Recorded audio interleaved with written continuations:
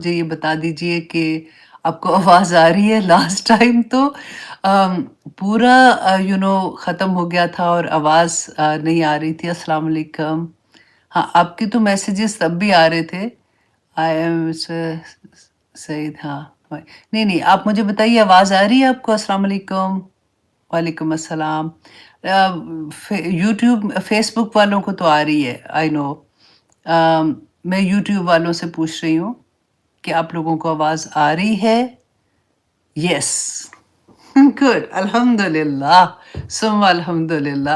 आपको पता है हुआ क्या था कि मैंने 10 ओ क्लॉक का अलार्म लगाया हुआ है, अपने फ़ोन पे लगाया हुआ था। यूजुअली क्या होता है एवरी डे मेरी ये आदत है कि मैं फ़जर में जो भी फिर काम करने होते हैं अपने वो पढ़-वढ़ के उसके बाद मैं थोड़ी जो सो के थोड़ी देर के लिए लेटती हूँ, तो पूरे 10 ओ क्लॉक में अलार्म लगा देती हूँ उठने का। तो जब लाइव होता है ना, वो भी हमारे ह्यूस्टन का 10 ओ क्लॉक होता है, एग्ज़ैक्टली वो टिंग-टिंग की आवाज़ अक्सर लाइव में भी आपने सुनी होगी, तो मैं उसको फ़ौरन बंद करती हूँ।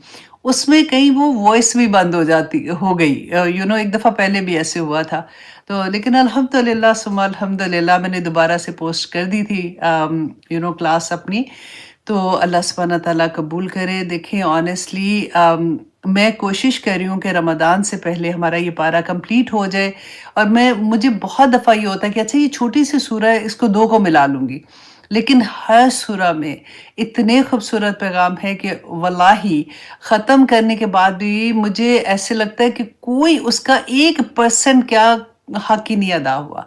जो होता है ना कि जो दिल के अंदर होता है कि मैं ये भी बता दूँगी इसके बारे में, ये भी बता दूँगी क्योंकि वर्ड्स को खोल के कि ये वर्ड्स देखें कि रसूलुल्लाह सल्लल्लाहु अलैहि वसल्लम और सहाबा जो थे उनको तो अरबी उनकी लैंग्वेज थी, उनको तो समझ आती थी। तो हमारी क्योंकि लैंग्वेज नहीं होती ना तो उनके लफ्ज़ों की खूबसूरती को समझने के लिए तो फिर मैं सोचती हूँ कि अल्लाह सुब्हाना तआला बस कबूल और मंज़ूर कर ले, हम अपनी कोशिश कर रहे हैं। जो कुछ जितना भी हो सका रमज़ान में इंशाल्लाह उतना कवर कर लेंगे, बाकी उसके बाद कर लेंगे, तो इसलिए मैं जल्दी ना करूँ। आज की सूरह भी इतनी खूबसूरत सूरह, इतने प्यारे पैगाम, 3 आयत हैं और ऑनेस्टली एक से एक बढ़ के आपको आज इंशाल्लाह बहुत बड़े-बड़े मैसेजेस समझ आएँगे क्योंकि रसूलुल्लाह सल्लल्लाहु अलैहि वसल्लम को ये सूरह बहुत पसंद थी। तो पसंद क्यों थी? वो भी आज हम देखेंगे कि व्हाट वाज़ द रीज़न इंशाअल्लाह। तो आइए जनाब हम क्लास शुरू करते हैं। रब्बी इश्रह ली सदरी व यस्सिर ली अमरी वहलुल उक़दतम मिन लिसानी यफ़क़हू क़ौली वजअल ली वज़ीरन मिन अहली रब्बी यस्सिर व ला तुअस्सिर व तम्मिम बिल ख़ैर व बिका नस्तईन आमीन या इलाही आमीन। अल्लाहुम्मा अन्फ़अना बिमा अल्लमतना वअल्लिमना मा यनफ़उना वज़िदना इल्मा सल्लल्लाहु अला हबीबिही सय्यिदना मुहम्मदिन व आलिहि वसल्लम। अस्सलामु अलैकुम व रहमतुल्लाहि व बरकातुहू। आज सबसे पहले हम अपनी क्लास का आगाज़ करते हैं हदीस से जो हम हमेशा से करते हैं। और आज की हदीस आपने बहुत दफ़ा सुनी है, लेकिन उसमें नज़र के बारे में है, तो उसका उतारने का जो तरीका था ना, वो अक्सर लोग बार-बार क्वेश्चन पूछते हैं कि अच्छा वुज़ू करना है तो कैसे करना है? क्या उसमें कंडीशंस हैं? तो इस हदीस में क्योंकि वो सारा तरीका था, तो मैंने सोचा कि आज हम उसके बारे में बात करते हैं और बहुत से लोगों को इंशाल्लाह उससे फ़ायदा हो जाएगा। अच्छा जी, अब हदीस सुनन इब्न माजा 3509 अबू अमामा जो है ना ये बेटे हैं जो ये हदीस बयान कर रहे हैं और सहल बिन हनीफ ये उनके फादर हैं जिनके बारे में वो बयान कर रहे हैं। तो अबू अमामा बयान करते हैं कि आमिर बिन रबिया। अब आमिर बिन रबिया जो है ना, आप देखिए ये सहाबी रसूल है ना? क्योंकि हम लोग क्या कहते हैं नज़र के बारे में कभी भी बात होगी ना तो हम कहते हैं फलाने ने नज़र लगा दी थी, तो वो नेगेटिव वाली बात नहीं होती जैसे उस तरह से सोचते हैं। और अक्सर हम कहते हैं कि जी नज़र तो प्यार की भी लगती है, माँ-बाप की भी लग जाती है जब बच्चे को प्यार से देखते हैं। तो ज़्यादातर जब किसी की बात होती है ना तो कहते हैं फलाने ने नज़र लगा दी है। तो अब यहाँ पे देखिए कि ये सहाबी रसूल हैं, उनकी कोई नीयत बुरी नहीं थी। लेकिन यहाँ पे क्या बताया जा रहा है कि आमिर बिन रबिया जो थे انہوں نے سہل بن حنیف کو غسل کرتے دیکھا۔ اچھا اس زمانے میں ہوتا تھا نا جیسے وہ باہر وہ پانی گرا ہوتا تھا یا وہاں پہاڑ ہیں جیسے بہت زیادہ اور ساتھ ساتھ پانی کہیں پہ ہے تو وہاں پہ کوئی جیسے غسل کر رہا ہے تو نہا رہا ہوتا ہے یا کچھ بھی ہے تو انہوں نے کپڑے پہنے ہوتے ہیں لیکن پانی گرا رہے ہوتے ہیں نا، تو غسل کرتے دیکھا۔ تو انہوں نے کہا کہ اللہ کی قسم میں نے اس قدر سفید اور ملائم جلد آج تک نہیں دیکھی ہے۔ اپنی طرح سے تعریف کر رہے تھے مطلب ان کو دیکھ کے۔ تو اچھا راوی بیان کرتے ہیں کہ اس بات پر سہل جو تھے نا وہ بے ہوش ہو گئے۔ جیسے انہوں نے یہ کہا نا تو سہل جو تھے وہ بے ہوش ہو کر گر گئے۔ انہیں رسول اللہ صلی اللہ علیہ وآلہ وسلم کے پاس لایا گیا۔ رسول اللہ صلی اللہ علیہ وآلہ وسلم سے عرض کیا رسول اللہ کہ اللہ کے ان کو سہل نے کہا، بیٹے تھے نا وہ لے کے آئے، تو ان کو کہا کہ اللہ کے رسول سہل بن حنیف جو ہیں اپنا سر نہیں اٹھا رہے، مطلب وہ بے ہوش ہو گئے تھے۔ تو رسول اللہ صلی اللہ علیہ وسلم نے فرمایا کہ کیا تم ان کے بارے میں کسی کے متعلق کوئی گمان کرتے ہو؟ تو انہوں نے کہا کہ ہاں ہم عامر بن ربیعہ کے بارے میں گمان کرتے ہیں۔ اچھا اب یہاں پہ راوی کیا بیان کرتے ہیں کہ رسول اللہ صلی اللہ علیہ وسلم نے عامر بن ربیعہ جو تھے ان کو بلایا، کیونکہ جو انہوں نے کہا تھا نا، اب مکہ تو دیکھو چھوٹی سی جگہ تھی، وہ گزر رہے تھے اپنے کسی دوستوں کے ساتھ ہی ہوں گے، جب انہوں نے یہ بات کہی تو ان کو پتہ چل گیا کہ جیسے ہوتا ہے نا کہ ہاں میں نے تو اس کی ابھی تعریف کی تھی اتنا، تو ابھی ان کے بارے میں ایک دم سے ساروں کو پتہ چل جاتا ہے کہ یہ تو بے ہوش ہو گئے ہیں یا گرے ہیں۔ تو اس سے بیٹے کو بھی پتہ چلا، تو انہوں نے اس وجہ سے کہا کہ ہاں ہم ان کے بارے میں گمان کرتے ہیں۔ تو پھر انہوں نے کہا کہ رسول اللہ صلی اللہ علیہ وسلم نے عامر بن ربیعہ کو بلایا اور ان سے سخت لہجے میں بات کی اور فرمایا کیا تم اپنے بھائی کو قتل کرنا چاہتے ہو؟ تو تم نے اس کے لیے برکت کی دعا کیوں نہیں مانگی؟ جیسے کسی کو دیکھ کے کوئی پیارا لگتا ہے یا بچہ ہوتا ہے نا، تعریف کرتا ہے بندہ کسی کی یا کسی کو بہت ایسا دیکھتے تو ماشاءاللہ لا قوت الا باللہ یہ ہمیشہ بول دیا کریں، اسے نظر نہیں لگتی ہے۔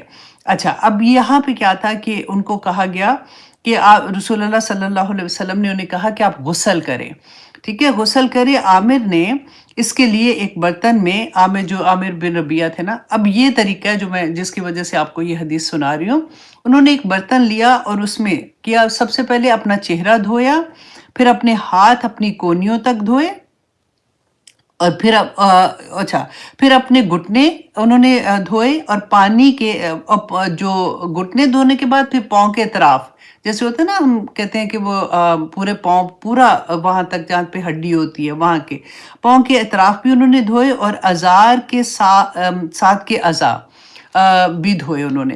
اچھا اب یہ حدیث اسی لیے میں نے آپ کو نمبر بھی بتایا کہ آپ خود جب نکال کے اس کو آرام سے آپ دیکھ سکتے ہیں، اس کو پڑھ سکتے ہیں، اس کو سمجھ سکتے ہیں کہ کیا کیا چیزیں تھیں جو دھوئی تھیں، مطلب وضو کیا تھا اس طرح سے، ازار کے ساتھ کے اعضاء دھوئے۔ اب یہ ساری چیزیں دھونے کے بعد وہ پانی اکٹھا کیا، پھر وہ پانی جو تھا نا وہ رسول اللہ صلی اللہ علیہ وسلم نے جو سہل بن حنیف تھے ان کے اوپر ڈال دیا، تو کہتے ہیں کہ وہ فوراً ٹھیک ہو گئے، ان کی تکلیف ختم ہو گئی اور وہ اٹھ کر چل کے اپنی فیملی کے ساتھ چلے گئے۔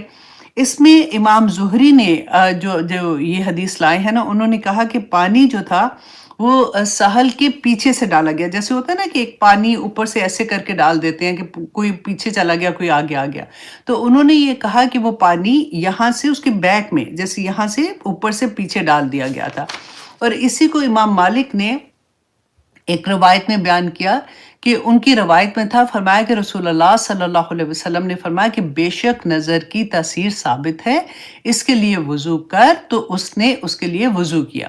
اچھا اب یہاں پہ یہ ہے کہ اب ہم کیا کریں، کیونکہ اگر کسی کو آپ کہو کہ جی آپ وضو کا پانی دے دیں، آپ نے نظر لگائی ہے تو ادھر تو لڑائی پڑ جائے گی اور وہ پانی کیسے مطلب مانگ نہیں سک رہے ہوتے نا کسی سے بھی، حالانکہ رسول اللہ صلی اللہ علیہ وسلم نے فرمایا تھا کہ اگر کوئی پانی وضو کا مانگے تو اس کو دے دو۔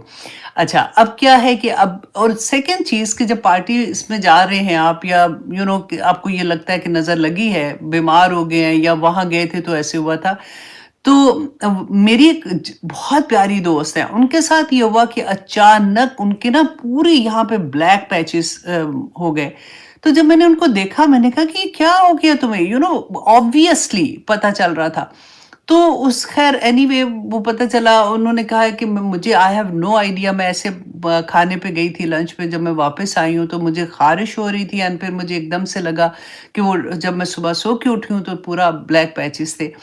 تو ان کو پھر یہی بات کیا وضو کا پانی لیں اور پھر دم کرائیں اور اس طرح سے ہوا تھا. اچھا اب ہم نے کیا کرنا ہوتا ہے کہ اس میں علماء نے یہاں تک بھی کہا کہ اگر آپ کو فار ایگزامپل نہیں بھی پتا کہ کس نے نظر لگائی ہے، یا پھر پتا بھی ہے اور آپ اس کا پانی نہیں لے سکتے، تو پھر کیا کریں گے کہ آپ کی فیملی میں، آپ کے گھر میں فار ایگزامپل آپ کی امی ہیں، آپ کی ساس ہیں، جو بھی گھر میں بزرگ ہیں، وہ پتہ ہے کہ وہ پورے نمازی ہیں اور نیک ہیں جیسے ہمارے مطابق جتنا بھی ہم دیکھ سکتے ہیں، تو ان کے وضو کا پانی لے کے ابھی آپ ایسے کر سکتے ہیں. یا پھر اگر فار ایگزامپل آپ کو یہ نہیں سمجھ آتی تو مسجد کے جو امام ہے نا، ان سے بھی آپ وضو کا پانی آپ کہہ سکتے ہیں کہ ایسے نظر کی وجہ سے ہمیں ضرورت ہے، تو وہ بھی انشاءاللہ دے دیں گے، تو یہ بھی کر سکتے ہیں، تو اس سے نظر اتر جاتی ہے. اب دا تھنگ از کہ چلے آپ نے کیا، نظر اتر گئی، وہ ٹھیک ہو گئے. ہم ہوتا یہ ہے کہ آج کل ہم لوگ اتنی زیادہ چیزیں ایسی کر رہے ہوتے ہیں کہ ابھی نظر پہلی اتری نہیں ہوتی تو دوسری پھر اس کے اوپر چڑھ جاتی ہے، تو اتنی نظریں لگتی ہیں کہ ہم کہتے کوئی بھی نہیں، ہم نے کیا تھا تو اس کا اثر نہیں ہوا. اس لیے اثر نہیں ہوا کہ آپ نے دوسری نظر لگا دی تھی، ابھی وہ اترتی نہیں تو آپ نے تیسری نظر لگا دی تھی. تو اس لیے بی کیئرفل. میں یوزلی ماؤں کو بھی کہتی ہوں کہ اپنے بچوں کو ہلاک نہ کرو، ان کی پکچرز شو کرنا، ان کے بارے میں بڑی بڑی باتیں کرنا. بچوں کے بارے میں تو یوزلی یہ ہوتا ہے آنیسٹلی کہ آپ جیسے ان کی تعریف کرتے ہو نا، انہی لوگوں کے سامنے وہ کوئی ایسی حرکت کر دیں گے کہ بندہ بےزتی پوری ہو جاتی کہ او مائی گاڈ، ابھی تو میں اس کے بارے میں یہ کہہ رہی تھی. تو خیر اینی وے ماشاء اللہ لا قوت الا باللہ پڑھ لیا کرے تاکہ کسی کو بھی نظر نہ لگے، اور اگر آپ کو لگی ہے یا ایسے بچے کو لگی ہے، کسی کے نظر لگی ہے، تو پھر اس کا یہ طریقہ بھی ہے. اور پھر رسول اللہ صلی اللہ علیہ وسلم نے دم بھی بتا دیا تھا. ایوری مارننگ اگر آپ کر لیتے ہیں بسم اللہ الذی لا یضر مع اسمہ شیء فی الارض ولا فی السماء وهو السمیع العلیم، تو پھر انشاءاللہ چیزیں ہوں گی بھی نہیں، کیونکہ ہمیں نہیں پتا ہوتا، پتا بھی ہے تو اتنے سب کو نہیں پتا ہوتا، تو ایسی چیزیں ہو جاتی ہیں. جب تکلیف میں بندہ آتا ہے تو پھر رسول اللہ نے ایک اور وے بھی پھر اسی لیے یہ بتا دیا کہ اس طرح سے ہم نے کرنا ہے. تو آئیے جناب اب ہم آتے ہیں سورۃ النصر. اچھا یہ سورہ جو ہے اس کو یہ مصحف میں 110 نمبر کی سورہ ہے، اور نزول کے اعتبار سے یہ 114 نمبر کی سورہ ہے. اس میں صرف 3 آیات ہیں اور اس کا ایک رکوع، چھوٹے چھوٹے رکوع ہیں 3 آیات کے. تو انشاءاللہ جی اب ہم شروع کرتے ہیں. اعوذ باللہ من الشیطان الرجیم، بسم اللہ الرحمن الرحیم. سب سے پہلے تو ہم یہ دیکھیں گے کہ سورۃ نصر جو ہے نا، یہ رسول اللہ صلی اللہ علیہ وسلم کی فیورٹ ترین صورتوں میں سے تھی، اس لیے کہ رسول اللہ صلی اللہ علیہ وسلم کو اس کے اندر بہت بڑی خوشخبری ملی تھی. کیونکہ رسول اللہ صلی اللہ علیہ وسلم کی زندگی کا جو مقصد تھا، جب سے اللہ سبحانہ تعالیٰ پہلے دن وحی نازل ہوئی تھی، اللہ سبحانہ تعالیٰ نے جو مشن رسول اللہ صلی اللہ علیہ وسلم کو دیا تھا، ذرا آپ اس کو دیکھیں. اچھا اب یہاں پہ ہم کون سے مشن کی بات کر رہے ہیں کہ جو وحی پہ پہلی دفعہ اللہ سبحانہ تعالیٰ نے رسول اللہ صلی اللہ علیہ وسلم کو دیا تھا. اب میں ساتھ ساتھ آپ لوگ اپنا مشن بھی دیکھیے گا کہ اللہ سبحانہ تعالیٰ نے مجھے بھی تو کچھ کہا تھا. اللہ سبحانہ تعالیٰ نے ہم سے پہلے جو اہل کتاب تھے ان سے کیا چیز لے کے مجھے دی تھی، کیا چیز اللہ سبحانہ تعالیٰ نے مجھے کہا تھا کہ کنتم خیر امت اخرجت للناس تأمرون بالمعروف وتنہون عن المنکر. یہ میرا اور آپ کا ہر مسلمان کا مشن ہے نا. تو رسول اللہ صلی اللہ علیہ وسلم کا جو اپنا مشن تھا کہ اللہ کے دین کو قائم کرنا. اب ذرا امیجن کریں کہ رسول اللہ صلی اللہ علیہ وسلم کو یہ مشن دے دیا گیا. اب جب رسول اللہ نے لوگوں تک یہ پیغام پہنچایا تو اس وقت مدینہ کی کیا سچویشن تھی، یہ ہم سیرہ کی بات کرتے کرتے پورے کو جب بھی ہم تفسیر کر رہے ہوتے ہیں ہم نے بہت دفعہ پڑھا ہے. یہ آسان ٹاسک نہیں تھا. اس وقت جو مکہ کا دور تھا نا، 13 سال مکہ میں، کہ مسلمان اپنے آپ کو ڈکلیئر کرنا ایسے ہی تھا جیسے کسی کے اوپر آ بیل مجھے مار، جیسے نہیں کہتے کہ ایک دم سے فیملی کی طرف سے، دوستوں کی طرف سے، جو قبیلہ تھا اس کی طرف سے ایک ہمیلیشن جیسے ہوتی ہے ویسے ہونی شروع ہو جاتی تھی. ظلم و ستم کے دروازے کھل جاتے تھے.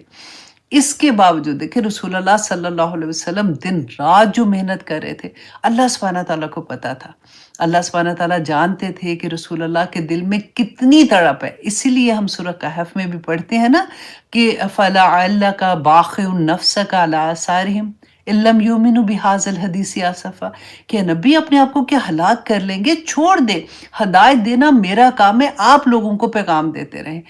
لیکن وہاں پہ جو اللہ سبحانہ تعالیٰ نے فرمایا تھا نا، اب پھر آپ نے سورۃ ضحیٰ میں پڑھا تھا وَلَسَوْفَ يُعْطِيكَ رَبُّكَ فَتَرْضَىٰ، کہ اللہ سوفا جو ہوتا ہے نا وہ ہوتا ہے کہ تھوڑی دیر کے بعد کوئی چیز آنی ہوتی ہے، تو اس وقت اللہ سبحانہ تعالیٰ سوفا کا لفظ استعمال کرتے ہیں.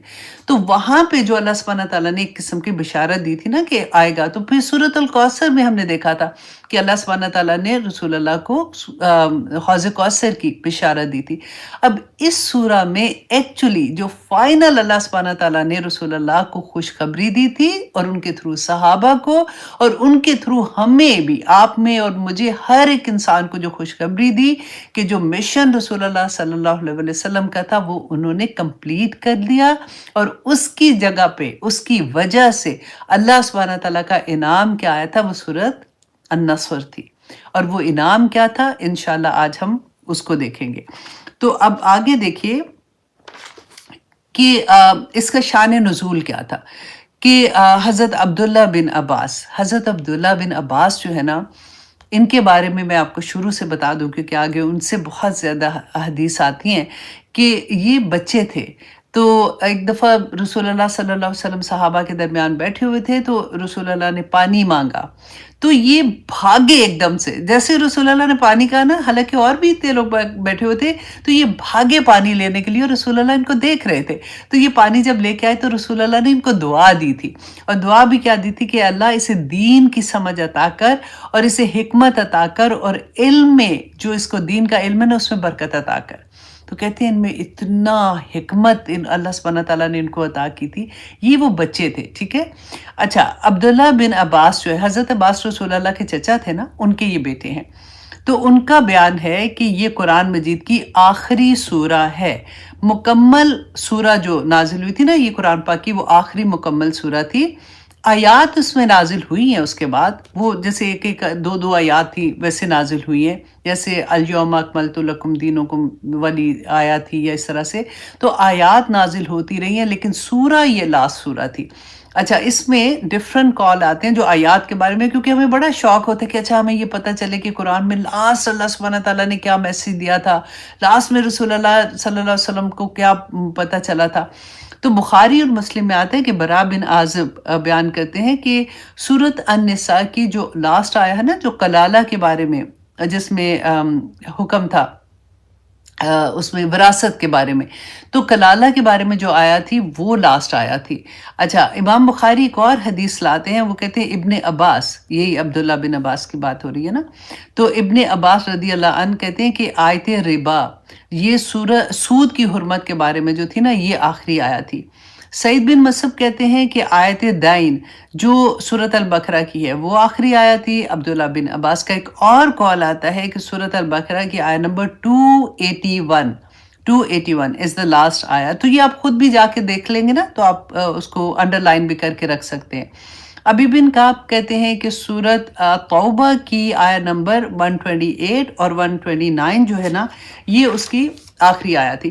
تو کیونکہ رسول اللہ صلی اللہ علیہ وسلم کے آخری ایام میں جب وہ بیمار بھی تھے، اور وہ صحابہ تو سارا وقت تو کوئی نہیں ساتھ رہتا تھا، کسی نے کسی دن کوئی آیا سنی آخری دنوں میں، کسی نے کچھ سنا، تو اس لیے جس نے جو آخری سنی تھی انہوں نے اس طرح سے بیان کیا، تو اس لیے تھوڑا سا ڈفرنس آتا ہے. اچھا جی، اب یہ ہے کہ یہ سورہ جو ہے یہ کب نازل ہوئی، تو عبداللہ بن عمر کی روایت ہے. عبداللہ بن عمر کون ہے؟ حضرت عمر کے بیٹے. عبداللہ بن عمر کی روایت ہے کہ یہ سورہ جو ہے یہ حجۃ الوداع کے موقع پر ایام تشریق کے وسط میں منی کے مقام پر نازل ہوئی. اس کے بعد रसूल अल्लाह सल्लल्लाहु अलैहि वसल्लम ने ऊँटनी पर सवार होकर वही मशहूर खुतबा जो था वो दिया था। तो मैं सोच रही थी कि आज आपको खुतबा भी सुना देती हूँ। हमें बड़ा दिल चाहता है कि हम देखें कि रसूल अल्लाह सल्लल्लाहु अलैहि वसल्लम ने जो आखिरी खुतबा दिया था हिज्जतुल विदा के मौका पर वो क्या था। तो ये एक सहाबियाँ हैं, वो बयान करती हैं, वो उनका ये खुतबा जो है ना वो तो डिफरेंट डिफरेंट रवायात में भी आता है और सेम ही तरह से है। तो यहाँ से मैंने सहाबिया जो थी उनका लिया था कि उन्होंने फरमाया कि रसूलुल्लाह सल्लल्लाहु अलैहि वसल्लम ने फरमाया कि लोगों, जानते हो कि ये कौन सा दिन है? लोगों ने अर्ज़ किया कि अल्लाह और उसके रसूल बेहतर जानते हैं। फरमाया कि ये अयाम तशरीक के बीच का दिन है। फिर पूछा कि जानते हो कि ये कौन सा मुकाम है? लोगों ने कहा कि अल्लाह और उसके रसूल बेहतर जानते हैं। अल्लाह अकबर। फरमाया कि ये मशरे हराम है। फिर फरमाया कि मैं नहीं जानता कि शायद मैं इसके बाद तुमसे ना मिल सकूं, खबरदार रहो। अब यहाँ पे रसूलुल्लाह सल्लल्लाहु अलैहि वसल्लम इतने जो लोग थे ना हिज्जतुल विदा के मौका पर उनको ये बता रहे हैं कि मैं नहीं जानता कि इसके बाद मैं तुम्हें मिल सकूंगा कि नहीं। खबरदार रहो कि तुम्हारा खून और तुम्हारी इज्जतें एक दूसरे पर इस तरह हराम हैं जिस तरह ये दिन और ये मुकाम हराम है। अब यहाँ पे गौर करें आप ज़रा। हम कहते हैं ना कि कहाँ पे हराम, हर चीज़ को हराम ना कहो, ऐसी हर चीज़ के बारे में बोलते रहते हो। अब देखें किसी को बेलिटल करना, हमने कितनी पढ़ा था ना लास्ट टाइम भी, किसी की बेइज्जती कर देना, किसी की चुगली लगा देना, इज्जत ही है ना किसी की, आप उसको इज्जत को खराब करें। वो बंदा उधर नहीं है, आप उसके बारे में कर रहे हो, वो सामने है, फिर भी आप किसी का मजाक उड़ा रहे हैं, हराम है। हराम का लफ्ज़ उसके ऊपर लिख लिया करें। ये मैं इसलिए इतना खोल के बताती हूँ कि जब हम कभी बोले ना कि मजाक से किसी को कह रहे हैं तो एकदम से दिल पे हाथ पड़ जाए हमारे कि ये मैं हराम काम कर रही हूँ। क्योंकि कहना बड़ा बंदा सोचता कोई नहीं, अब हर चीज़ पे हराम हराम कह देती हूँ, मजाक से कह रही थी, मजाक से भी नहीं कह सकते। अब देखें रसूल अल्लाह ने फरमाया था कि तुम्हारे लिए खबरदार रहो, तुम्हारे खून और तुम्हारी इज्जतें एक दूसरे पर इसी तरह हराम है जिस तरह से ये दिन और ये मुकाम हराम है। यहाँ तक कि तुम अपने रब के सामने हाजिर हो जाओ और वो तुमसे तुम्हारे अमाल के बारे में सवाल करे। सुनो, ये बात तुम में से जो करीब वाला है वो दूर वाले को पहुंचा दे। इसीलिए तो आज हमारे सामने हम पढ़ रहे हैं ना ये कि जो लोगों ने इसी तरह से आगे रसूलुल्लाह सल्लल्लाहु अलैहि वसल्लम का पैगाम एज इट इज़ पहुंचा दिया। फिर रसूलुल्लाह सल्लल्लाहु अलैहि वसल्लम ने फरमाया कि सुनो, क्या मैंने तुम्हें ये पैगाम पहुंचा दिया? इसके बाद वो कहती हैं कि ये जो खुतबा जब ख़त्म हुआ तो हम मदीना जब वापस तशरीफ़ लाए तो कुछ ही दिन के बाद रसूलुल्लाह सल्लल्लाहु अलैहि वसल्लम का विसाल हो गया था।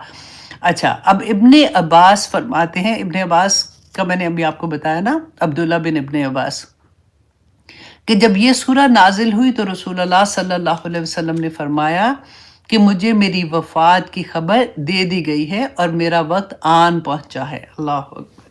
और उम्मुल मोमिनीन उम्मे हबीबा कहती हैं, ये हमने बहुत दफ़ा सुना ना, हज़रत फ़ातिमा रदी अल्लाह अन के कान में रसूलुल्लाह सल्लल्लाहु अलैहि वसल्लम ने फरमाया था। तो ये वही बात है कि उम्मे हबीबा फरमाती हैं कि जब ये सूरह नाजिल हुई तो रसूलुल्लाह सल्लल्लाहु अलैहि वसल्लम ने फरमाया कि इस साल मेरा इंतकाल होने वाला है। ये बात सुनकर हज़रत फ़ातिमा रोने लगी और इसके बाद फिर फरमाया कि मेरे ख़ानदान में तुम सबसे पहले मुझे मिलोगी। तो ये सुनकर वो हंसने लगी। तो यही सूरह थी जिसके बारे में रसूलुल्लाह सल्लल्लाहु अलैहि वसल्लम को ये खबर मिल गई थी। उनको ये पता चल गया था कि मेरा वक्त करीब ही आन पहुंचा है। अच्छा, हज़रत इब्ने अब्बास फरमाते हैं कि हज़रत उमर रदी अल्लाह अन जो थे ना वो जो ग़ज़वा बदर के जो शयूख़ थे, बड़े बड़े लोग थे ना, उनको उनकी महफ़िल में बैठते थे, उनको बुलाते थे, उनसे कुरान के बारे में उनसे मशवरे करना इस तरह से करते थे। तो उसके अंदर ये अब्दुल्ला बिन अब्बास को भी बुलाते थे। अब अब्दुल्ला बिन अब्बास तो बच्चे थे, छोटे थे, यंग थे।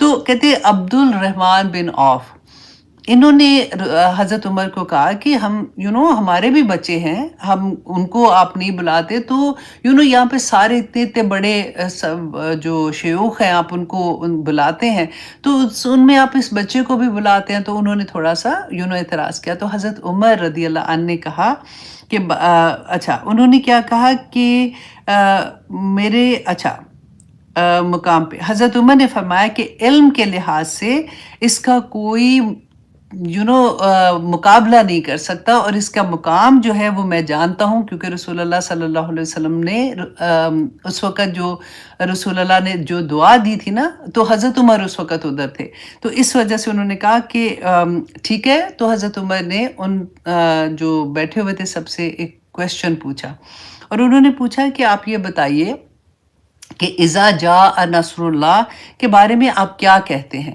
ان میں سے کچھ نے یہ کہا کہ یہ اللہ سبحانہ تعالیٰ کی طرف سے یہ تھا کہ مدد آنے والی ہے، کامیابی ملے گی، اور اللہ سبحانہ تعالیٰ نے پھر فرمایا کہ اس کی اللہ کی حمد بیان کرو، استغفار کرو، تو اور بعض نے یہ کہا کہ اس سے مراد شہروں اور قلعوں کی فتح ہے، اور بعض اس پہ خاموش رہے۔ اس کے بعد حضرت عمر رضی اللہ عنہ نے عبداللہ بن عباس سے کہا کہ آپ کا کیا خیال ہے؟ آپ کیا کہتے ہیں اس کے بارے میں؟ کیا جو انہوں نے فرمایا، جو انہوں نے بیان کیا، آپ یہی کہتے ہیں؟ تو انہوں نے کہا کہ نہیں، اس میں رسول اللہ صلی اللہ علیہ وسلم کو خبر دی گئی تھی کہ جب اللہ کی مدد آ جائے، فتح نصیب ہو جائے، تو یہ اس بات کی علامت ہے کہ آپ صلی اللہ علیہ وسلم کا وقت پورا ہو گیا، مشن مکمل ہو گیا۔ اس کے بعد اب آپ اللہ کی حمد اور استغفار کریں۔ اس پر حضرت عمر رضی اللہ نے فرمایا کہ میں بھی اس کے سوا کچھ نہیں جانتا کہ یہ سورہ جو ہے جو نازل ہوئی تھی، اس میں اللہ سبحانہ تعالیٰ نے رسول اللہ صلی اللہ علیہ وسلم کو بہت بڑی خوشخبری جو دی تھی اور مشن مکمل ہونے کا جو اطلاع دیا تھا، تو اس سے رسول اللہ صلی اللہ علیہ وسلم نے فرمایا تھا کہ میرا وقت قریب آ چکا ہے۔ اچھا، اب پیغام کیا تھا؟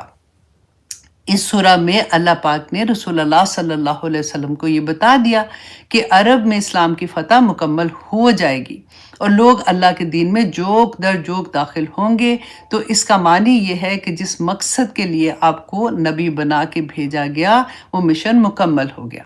اچھا، اور پھر فرمایا گیا کہ آپ اب اللہ سبحانہ تعالیٰ کی حمد اور تسبیح میں مشغول ہو جائیں کہ اللہ کے فضل سے آپ نے اپنا جو اتنا بڑا کام کیا ہے اس میں آپ کامیاب ہو گئے ہیں، اور استغفار کریں کہ اس کام کے انجام میں اگر کوئی بھول چوک ہو گئی ہے تو اللہ اسے معاف فرمائے۔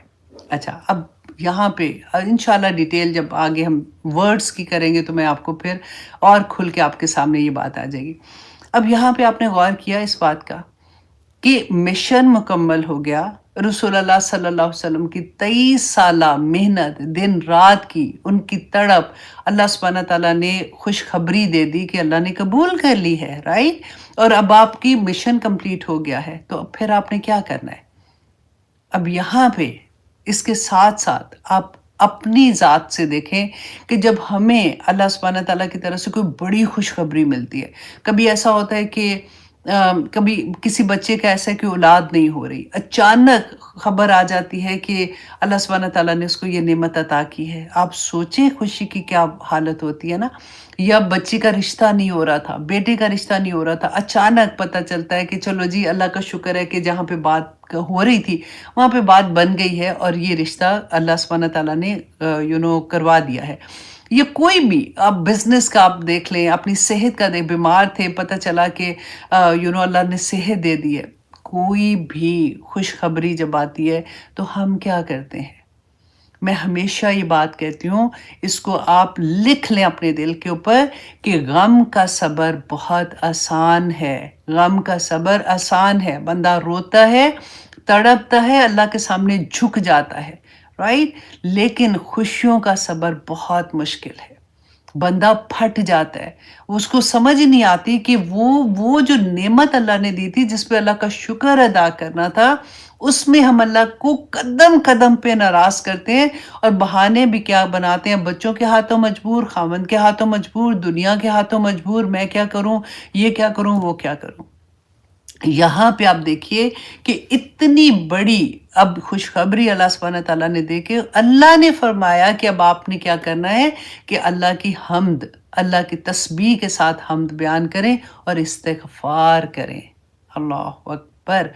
تو اب یہاں پہ ہمیں یہ اپنے آپ نے جو بھی ہم دیکھیں، ہم پاکستان کا جو ڈے آتا ہے سیلیبریٹ کرتے ہیں، ہمیں پاکستان ملا تھا، ہم کتنے خوش ہوتے ہیں نا، اس میں ہم کیا کرتے ہیں؟ کوئی بھی دیکھیے اسلام میں خوشیاں منانے کی منع نہیں ہے کہ خوشیاں نہیں منا سکتے. اللہ سبحانہ تعالیٰ نے ان کا طریقہ بتا دیا بس کہ دیکھو جب تمہیں اتنی بڑی خوشی ملتی ہے تو تم نے کیسے اس کو سیلیبریٹ کرنا ہے، اللہ کا شکر ادا کرتے ہوئے جھک جانا ہے، استغفار کرنا ہے. اور آج ہم استغفار کے بھی ڈیفرنٹ طریقے دیکھیں گے کہ اللہ سبحانہ تعالیٰ نے ہمیں یہاں پہ رسول اللہ صلی اللہ علیہ وسلم کو جو استغفار کا کہا ہے اس کا کیا مطلب ہے، کیونکہ نبی رسول اللہ صلی اللہ علیہ وسلم کی تو دنیا میں ہی پتا تھا نا کہ وہ تو بخشے بخشائے ہیں. تو پھر اللہ سبحانہ تعالیٰ نے کہا کہ اب خوشخبری ملی ہے تو اب جب تک وہ اجل کا وقت نہیں آ جاتا یہاں سے اس دنیا سے جانے کا، آپ اللہ سے استغفار کریں. تو ہمارے لیے آپ سوچیں کیا حکم ہوگا. اب یہاں پہ اب دیکھیں کہ جب رسول اللہ صلی اللہ علیہ وسلم کو یہ حکم ملا، حکم میں اس لیے کہہ رہی ہوں کہ فسبح جو ورڈ ہے نا یہ امر کا صیغہ ہے، تو اس لیے کہہ رہی ہوں کہ اللہ سبحانہ تعالیٰ نے جب یہ حکم دیا تو رسول اللہ صلی اللہ علیہ وسلم عاجزی کے ساتھ اس حکم کی تعمیل میں، اس حکم کو پورا کرنے میں لگ گئے. اس میں کیا کہتے ہیں، حضرت عائشہ فرماتی ہیں کہ رسول اللہ صلی اللہ علیہ وسلم اپنی وفات سے پہلے سبحانک اللہم و بحمدک استغفرک و اتوب الیک، اور بعض روایات میں تھوڑے سے ورڈز جو ہیں وہ ڈیفرنٹ بھی آتے ہیں. الحمدللہ جی، رمضان کا مہینے کی آمد ہے، ہم سبھی بہت ایکسائٹڈ ہیں. اللہ سبحانہ تعالیٰ سے دعا کرتے ہیں کہ اللہ سبحانہ تعالیٰ خیر و عافیت سے ہمیں یہ مہینہ نصیب کرے، اور خاص طور پہ دعا کرتے ہیں کہ یا پاک پروردگار ہمیں لیلۃ القدر بھی نصیب کرنا. آمین ثم آمین. میں سوچ رہی تھی کہ ہم رمضان کے بارے میں کچھ بات کرتے ہیں کہ ہم اس کی تیاری کیسے کریں، ہم پہلے سے ہی اپنے آپ کو بہت سی چیزوں سے کیسے فارغ کر لیں تاکہ ہم اپنا پورا وقت اللہ سبحانہ تعالیٰ کی عبادت میں لگا سکیں. تو میں نے یہ سوچا کہ سب سے بہتر نصیحت تو وہ ہے جو رسول اللہ صلی اللہ علیہ وسلم نے ہمیں کی تھی. تو آج میں آپ لوگوں کے ساتھ وہ خطبہ شیئر کرتی ہوں جو رسول اللہ صلی اللہ علیہ وسلم نے شعبان کی آخری دنوں میں رمضان کے بارے میں دیا تھا. بہت پیاری نصیحتیں ہیں. رسول اللہ صلی اللہ علیہ وسلم جب رجب کا مہینہ شروع ہوتا تھا نا تو تبھی سے رمضان کی دعائیں مانگتے تھے.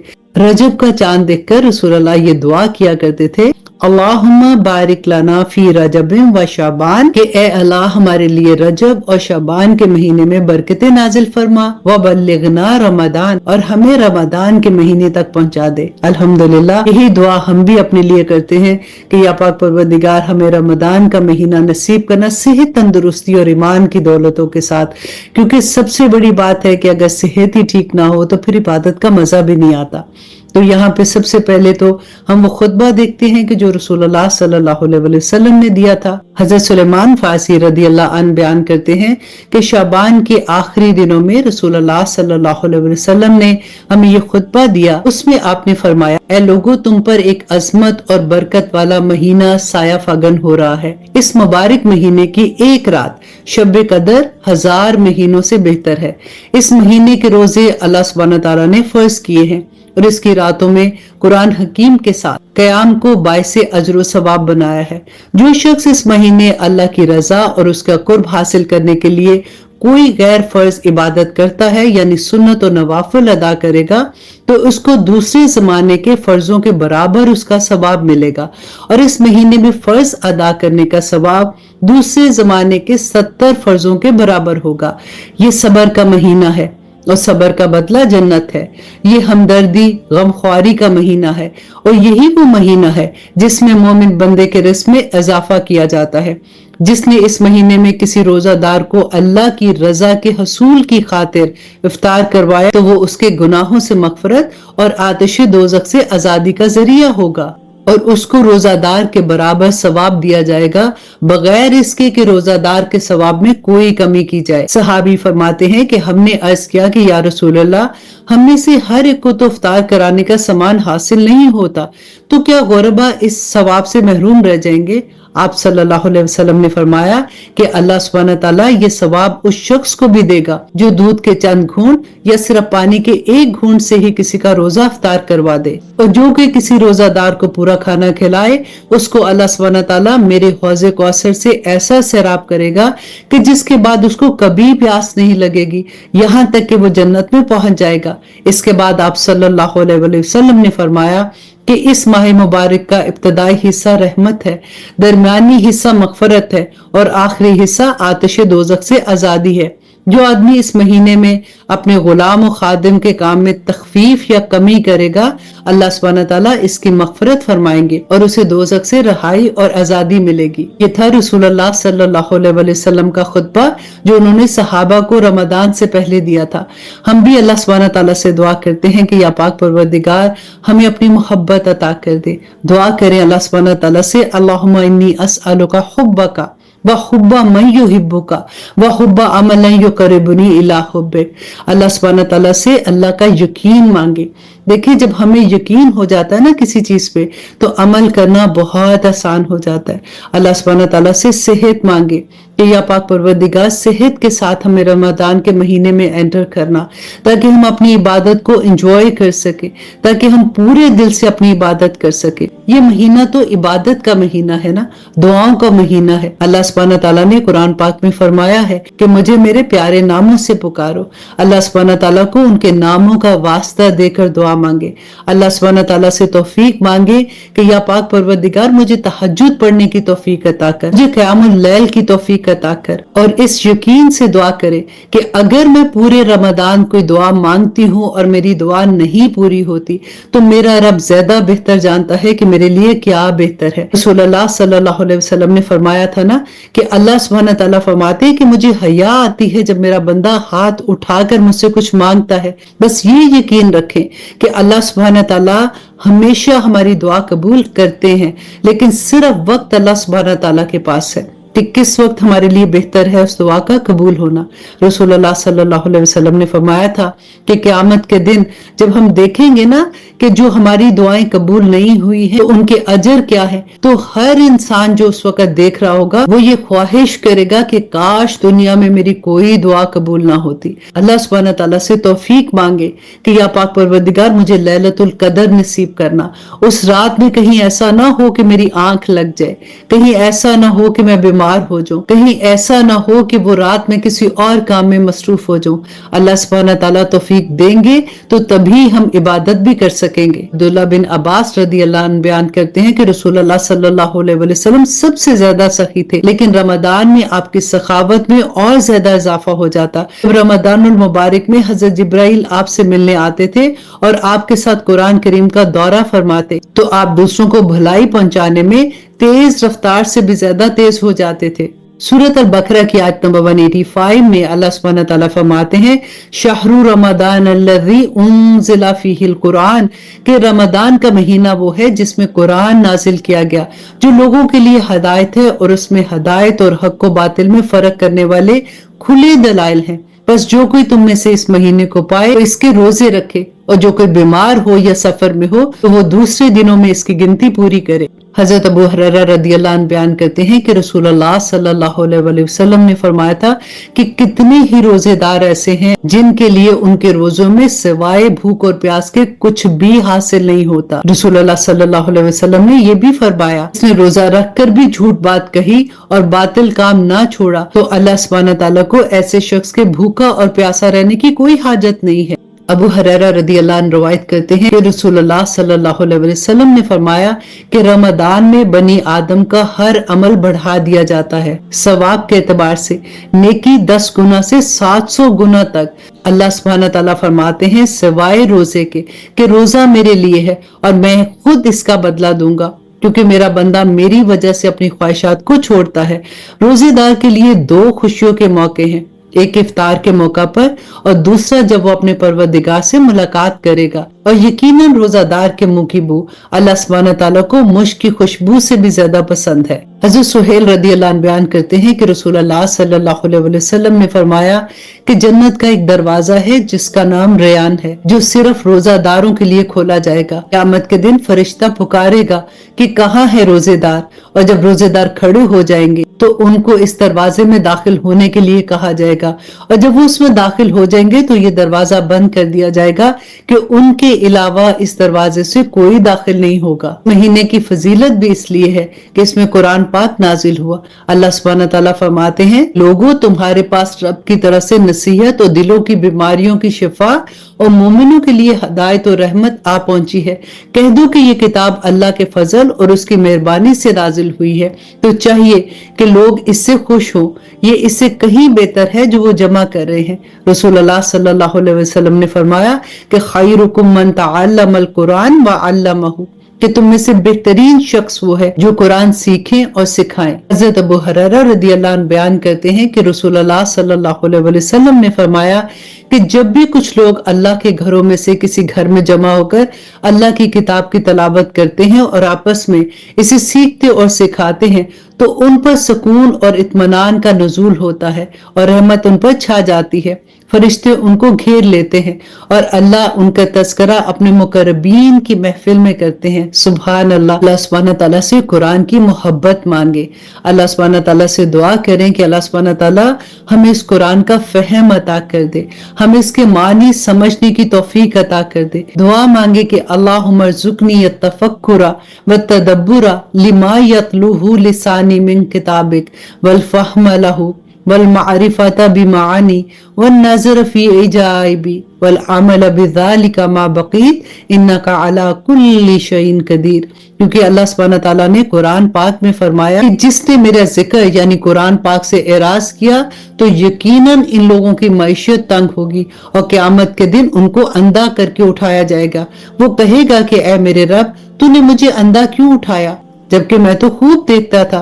तो अल्लाह सुब्हानहू व तआला फरमाएंगे कि इसी तरह तेरे पास हमारी आयत आई थी लेकिन तूने उसको नजरअंदाज किया, तो आज के दिन तुझे भी नजरअंदाज किया जाएगा। कुरान मजीद का ये हक है हम पर कि हम कुरान पर ईमान लाएं, कुरान मजीद को समझें, कुरान मजीद की तालीमात दूसरों तक पहुंचाएं, कुरान मजीद की तलावत करें और कुरान मजीद पर सबसे बड़ी बात है कि अमल करें, क्योंकि कुरान तो लाहिया अमल है ना।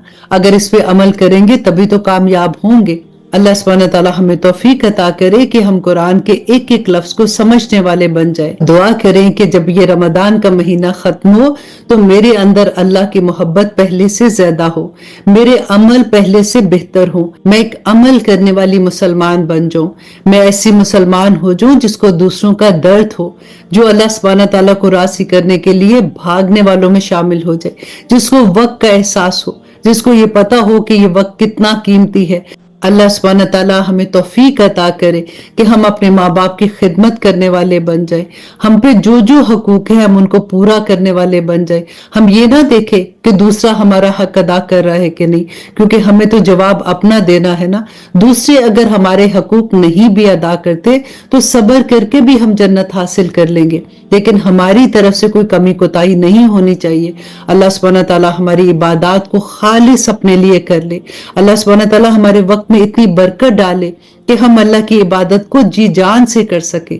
आमीन सुम्मा आमीन। जो बीमार हैं अल्लाह सुब्हानहू व तआला उनको सेहत कामिला अता करे ताकि वो भी इबादत की लज्जत को चख सके। अल्लाह सुब्हानहू व तआला हमें भी और हमारी औलाद को भी नमाज कायम करने वाला बना दे। अल्लाह सुब्हानहू व तआला हमारी औलाद को और हमारे खामद को हमारी आंखों की ठंडक बना दे।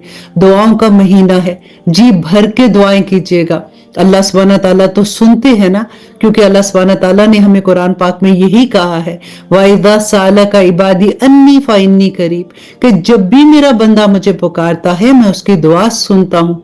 लेकिन आखिर में अल्लाह सुब्हानहू व तआला ने एक शर्त भी रखी है। अल्लाह सुब्हानहू व तआला फरमाते हैं कि इनको भी चाहिए कि मेरे हुक्म माने। अल्लाह सुब्हानहू व तआला से इसीलिए तौफीक मांगते हैं कि या पाक परवरदिगार हम बहुत कमजोर हैं, अगर आपने हमें तौफीक अता ना की तो हम आपको कैसे राजी कर सकेंगे। अल्लाह सुब्हानहू व तआला हमारी नीयत खालिस कर दे। अल्लाह सुब्हानहू व तआला हमें अपनी पहचान अता कर दे। अल्लाह सुब्हानहू व तआला हमारे दिल में नबी सल्लल्लाहु अलैहि वसल्लम की मोहब्बत अता कर दे, क्योंकि रसूलुल्लाह सल्लल्लाहु अलैहि वसल्लम ने फरमाया था कि तुम मोमिन ही नहीं हो सकते हो जब तक कि तुम अल्लाह और रसूलुल्लाह सल्लल्लाहु अलैहि वसल्लम से अपने हर रिश्ते से ज्यादा मोहब्बत ना करो। अपने माँ बाप, अपनी औलाद, अपने बहन भाई, सबसे ज्यादा मोहब्बत ना करो, क्योंकि जिससे मोहब्बत हो जाती है ना उसके अहकामात पे अमल करना आसान हो जाता है। اسی وجہ سے رسول اللہ صلی اللہ علیہ وسلم نے یہ بات کہی تھی، دعا کرے کہ ہم ایسے عمل لے کے قیامت کے دن اللہ سبحانہ تعالیٰ کے سامنے حاضر ہوں کہ اللہ سبحانہ تعالیٰ دور سے ہمیں دیکھ کے کہہ دے کہ یہ میرے بندے ہیں، ان کو نور کے ممبروں پہ بٹھا دو۔ اللہ سبحانہ تعالیٰ ہم سب کو جنت الفردوس میں داخل کرے، آمین ثم آمین۔ اللہ سبحانہ تعالیٰ ہمیں حوض کوثر پہ پانی پینا نصیب کرے۔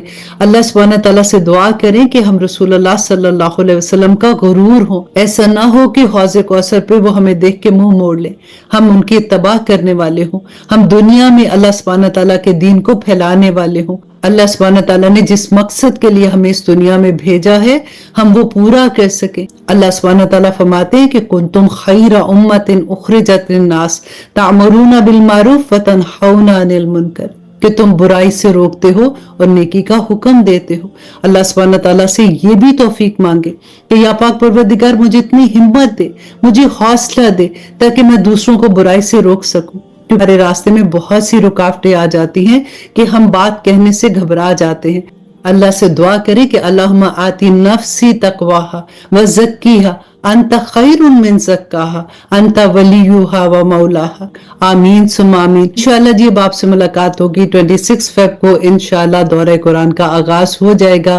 اللہ سبحانہ تعالیٰ میرے لیے بھی اور آپ کے لیے آسانیاں فرمائے۔ اس کے ساتھ اللہ سبحانہ تعالیٰ کے پیارے ناموں کی سیریز بھی آپ لوگوں کے ساتھ شیئر کی جائے گی کہ آپ لوگ اللہ سبحانہ تعالیٰ کے پیارے نام یاد کر لیں۔ جب ہم اللہ سبحانہ تعالیٰ کو اس کے پیارے ناموں سے پکاریں گے، اس کے ناموں کا واسطہ دے کر دعا مانگیں گے تو اللہ سبحانہ تعالیٰ ہماری دعائیں قبول کریں گے نا، کیونکہ اللہ سبحانہ تعالیٰ نے تو خود فرمایا ہے کہ مجھے میرے پیارے ناموں سے پکارو۔ انشاءاللہ آپ سے ملاقات رہے گی، اب اجازت دیجیے۔ سبحان ربک رب العزت عما یصفون وسلام علی المرسلین والحمد للہ رب العالمین۔ السلام علیکم ورحمۃ اللہ وبرکاتہ۔ ڈفرنٹ طرح سے کافر کے بارے میں آیا ہے، ہم ڈفرنٹ آیات میں دیکھتے ہیں کہ جہاں بھی کافر کے بارے میں آیا ہے نا تو اللہ سبحانہ تعالیٰ نے جیسے فرمایا قل یا ایھا الذین کفروا، تو وہاں پہ کفروا جو ہے وہ فعل کی طرح استعمال ہوا ہے۔ تو یا ڈفرنس انشاءاللہ جہاں پہ آئے گا وہاں پہ میں آپ کو بتاتی ہوں۔ اچھا اب پہلے ہم اس کا شان نزول دیکھتے ہیں کہ اس وقت کیا کیا ڈفرنٹ واقعات ہو رہے تھے جس وقت اللہ سبحانہ تعالیٰ نے یہ سورت کافرون نازل فرمائی تھی۔ اچھا مکی دور کو تھوڑا سا یاد کر لیں کہ مکہ کے سردار جو تھے نا، وہ غریب جو مسلمان تھے، جو ان کے کہنا چاہیے غلام تھے، ان کو تو بے انتہا، اور ہم نے بار بار پڑھ لیا کہ کس طرح سے ان کے ساتھ ظلم کرتے تھے۔ تو رسول اللہ صلی اللہ علیہ وسلم کو یہ فزیکلی تکلیف نہیں دے سک رہے تھے۔ کیوں؟ وجہ یہ تھی کہ ابو طالب کی وجہ سے، ابو طالب وہاں پہ سردار تھے، اور قریش کا جو قبیلہ تھا نا وہ بھی بڑا نام والا تھا، اور آپ کو یہ بھی ہم نے پڑھا ہے بہت دفعہ کہ ان کا قبائلی سسٹم تھا، ان کو قبیلے کی جو پروٹیکشن ہوتی تھی نا ان کو وہ ملتی تھی، لیکن غلام کے پاس قبیلے کی پروٹیکشن نہیں ہوتی تھی نا، تو اس وجہ سے بھی تو ایک تو وہ ویسے ہی خریدے ہوئے ہوتے تھے۔ تو یہاں پہ ہم یہ دیکھتے ہیں کہ رسول اللہ صلی اللہ علیہ وسلم سے یہ فزیکلی ان کو تنگ نہیں کرتے تھے۔ تو رسول اللہ صلی اللہ علیہ وسلم جو تھے وہ مکہ کے سرداروں کو جانتے تھے۔ وجہ کیا تھی؟ ابو طالب کی وجہ سے بھی، کیونکہ وہ مکہ کے سردار تھے۔ تو جو قبائلی سسٹم تھا نا، ہر قبیلے کا سردار ہوتا تھا، تو ہر قبیلے کا سردار جو تھا جیسے وہ رسول اللہ صلی اللہ علیہ وسلم بھی اس کو جانتے تھے اور ان کا ملنا جلنا بھی تھا۔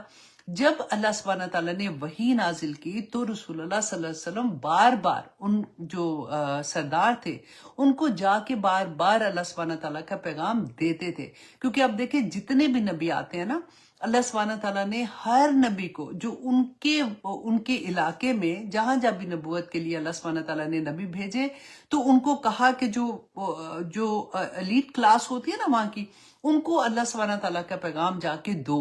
وجہ کیا تھی؟ دیکھیں فرعون کے پاس بھیجا تھا نا موسیٰ علیہ السلام کو، تو وجہ یہ ہوتی ہے کہ اگر وہ مان جائیں، کیونکہ لوگ ان کو فالو کر رہے ہوتے ہیں، ٹھیک ہے؟ تو ابھی بھی آپ آج کل اس کو کمپیریزن ساتھ ساتھ آپ کرتے جائیں۔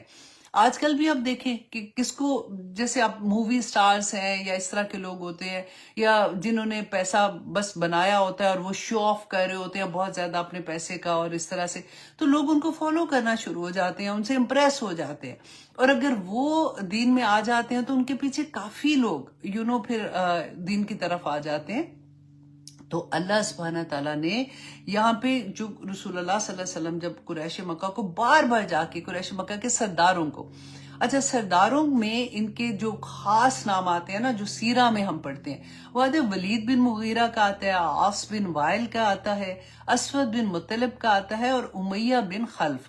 ان کے نام ہم بار بار پڑھتے ہیں اس میں کہ یہ رسول اللہ صلی اللہ علیہ وسلم کو بہت تنگ کرتے تھے اور اموشنلی ڈرین کرتے تھے ان کو.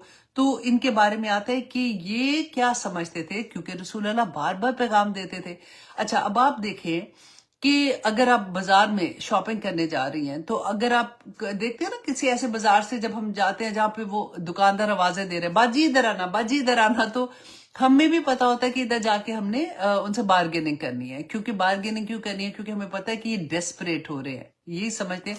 اگر ہم بڑی بوتیک میں جاتے ہیں تو وہاں تو پرائسز سارے لگے ہوتے ہیں، وہاں پہ ہمت نہیں پڑتی کسی کو بارگیننگ کرنے کی، اور نہ ہی ان کی کوئی ایسی پالیسی ہوتی ہے. وہ جس پرائس پہ اگر ہمیں سوٹ کر رہی ہوتی ہے ہم اٹھا کے لے آتے ہیں. اچھا یہی کانسیپٹ وہ سرداروں نے کیا سوچا کہ یہ تو ڈیسپریٹ ہے اپنے دین کا جو پیغام دے رہے ہیں، تو ہم ان کے ساتھ بارگیننگ کرتے ہیں. تو بارگیننگ میں انہوں نے کیا کہا کہ پہلا واقعہ آتا ہے کہ یہ قریش کے سرداروں نے رسول اللہ صلی اللہ علیہ وسلم سے کہا کہ ہم آپ کو اتنا مال دیتے ہیں کہ آپ مکہ کے امیر ترین شخص بن جائیں گے، ٹھیک ہے. پھر اور نمبر 2 انہوں نے ان کو کہا کہ ہم آپ کی شادی ایسی جس عورت سے آپ چاہتے ہیں نا ہم آپ کا نکاح کرا دیتے ہیں تاکہ آپ خوش ہو جائیں گے اس سے. آپ بس یہ کریں کہ آپ ہمارے بتوں کو برا کہنا چھوڑ دیں. اچھا پھر انہوں نے کہا کہ اگر آپ کو یہ بات ٹھیک نہیں لگتی تو ہم آپ کو ایک اور آفر دیتے ہیں. اور وہ کیا کہ انہوں نے کہا کہ آپ 1 سال یوں کریں کہ ہمارے جو معبود ہیں ہمارے بت ہیں آپ ان کی عبادت کر لیں، ان کو پوچھ لیں، اور 1 سال ہم آپ جیسے آپ کہتے ہیں اللہ کو وہ مانتے تھے، ہے نا، آگے آ جائے گا.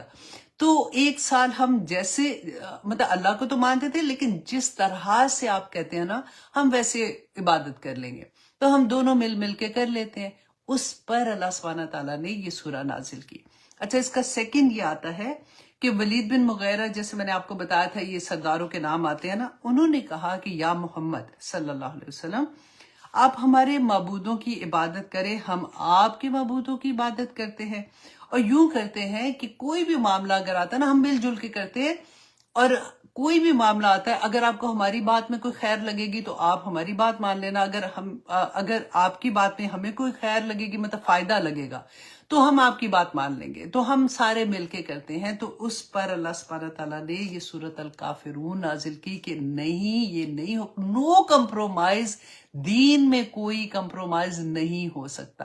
تو یہ سورہ اس پہ نازل ہوئی تھی. آج ہم دیکھیں گے کہ کہیں ہم اپنے دین پہ کمپرومائز تو نہیں کرتے ہیں، کیونکہ کوئی بھی سورہ جو ہے وہ ایک آئینہ ہے.